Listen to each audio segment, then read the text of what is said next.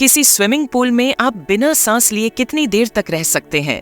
ज्यादा से ज्यादा 3 से 4 मिनट तक। इसके बाद आप तुरंत पानी से बाहर आने के लिए छटपटाने लगेंगे।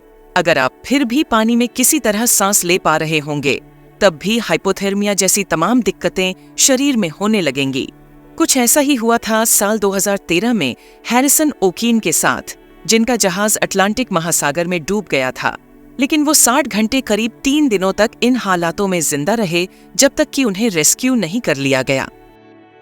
हैरिसन जिस जहाज पर सवार थे, उसमें उनके साथ 11 और लोग भी थे। वो जब नाइजीरिया के समुद्री तट से 12 मील दूर थे, तभी उनका शिप अचानक पलट गया और समुद्र में डूबने लगा।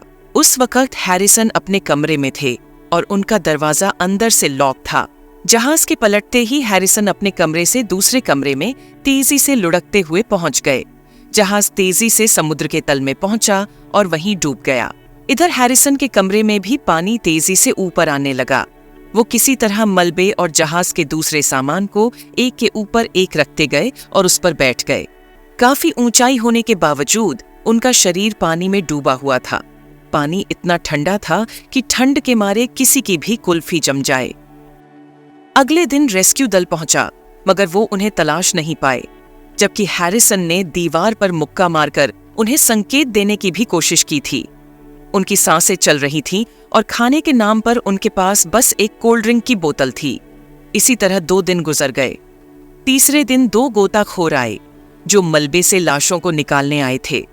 उन्हें उम्मीद ही नहीं थी कि कोई जिंदा भी है। हैरिसन किसी तरह उनके पास तैरकर पहुंचे।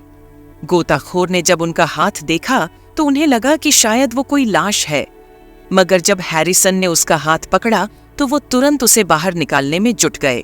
हैरिसन इन 3 दिनों तक वहां जीवित रहे, वो भी कम ऑक्सीजन के साथ।